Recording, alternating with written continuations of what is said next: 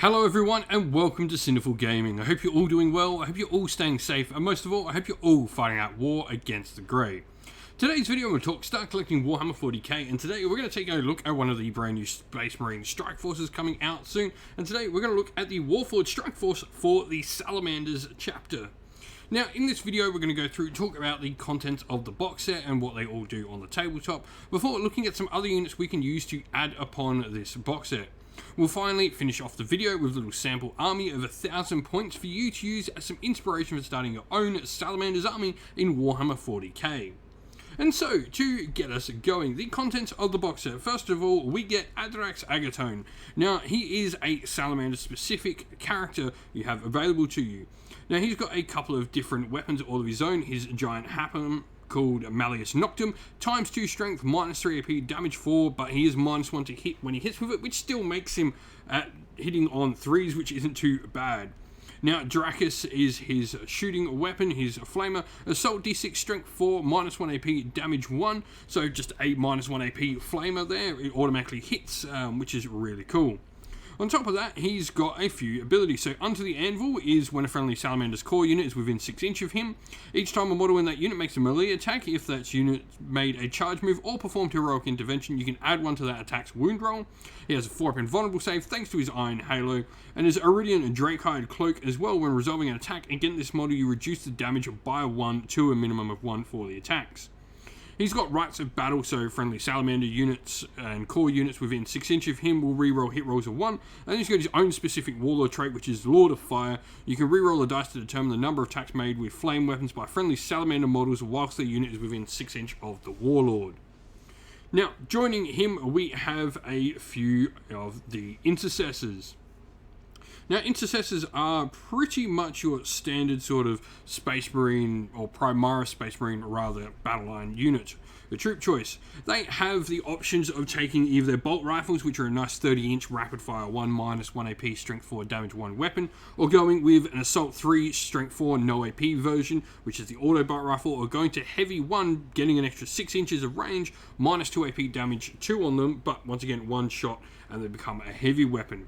Now, any unit can choose to take the Astartes grenade launchers, which provide you with a nice little bit of horde killing potential, and the Sergeants can be equipped with flame weapons, which go really nice with Adrax Agatone's rules. Now, joining them, we have 3 Eradicators. Eradicators are a heavy support slot available to the Space Marines, and they're a Primaris unit in Gravis armor, which is pretty cool. This means they have toughness 5 and a 3-up save. They have the option of taking either Melter Rifles, which are an assault 1, strength 4, strength 8, AP minus 4, damage d6 weapon, or going with heavy Melter Rifles for a little bit of extra points, but they become d6 plus 2 damage. You can take a multi-melter in the unit as well, and they've got their cool ability where total obliteration. In your shooting phase, each time this unit is selected to shoot, if it does not advance this turn, it can unleash total obliteration. If it does so, select 1 enemy unit. Models in that unit can shoot twice that phase, but they can only make their attacks against 1 singular target. This is pretty cool, and a good reason to potentially go with the heavy weapons. You're not going to want to be moving potentially with this unit. But if we're looking for something a bit more forward moving and something that can get up and do the fight, we have our Aggressors. Now, the Aggressors have a couple of different options for them. They have the Flame Storm Gauntlets, which I think are probably the way you should go. Definitely, if they're going to be probably sticking around Adrax Agatone, they're going to be Assault D6, Strength 4, no AP, damage 1, but they do auto hit. Or they can go with the Bolt Storm Gauntlets, which are really nice as well. Now, this is the complete loadout of the units. You've got all the options to build all the different options within the kits that you want as well. Now, looking at where to go next, I really like Primaris Lieutenants, or in fact, Lieutenants for Space Marines in general. The big thing for a Lieutenant is going to be their Tactical Precision rule, which allows reroll wound rolls of 1. This can go really nicely along with Adrax, giving you reroll 1s to hit and wound, and the fact that Lieutenants won't take up too many battlefield slot rolls. You can actually take 2 lieutenants for the same HQ slot within your force, and they can have a variety of different weapons, which can include things like Neo-Volkite pistols, Mastercrafted Stalker, or auto bolt rifles. They've got power swords in there as well. Now, the other option for a character to bring in is an Apothecary, and the reason I like Apothecaries particularly in this box set is you do have a decent amount of troops. Apothecaries have a cool rule within Arthesium, where each time a friendly Salamander's infantry or biker unit is within 3 inch, each time they lose a wound from the squad, you can roll a d6, and on a 6 that wound is not lost. They can also heal units up, so your more multi-wound units, things like your aggressors, can get healed up by d3 wounds each turn, which can be infantry as well. This includes the fact they can heal, your characters. And, the command squad means for each Salamander's Company veteran unit in your detachment, one Salamander's Company squad apothecary can be included in the detachment without having to spend points. Now, looking into something a bit more armoured, Redemptor Dreadnoughts for me are one of the best vehicles we have available to Space Marines. They can provide a ton of firepower with either of their two main weapon options, the Heavy Onslaught Gatling Cannon, Heavy 12, Strength 6, -1 AP, Damage 1, or the Macro Plasma Incinerator, which on its supercharged version is Strength 9, AP, -4, Damage 3, Blast.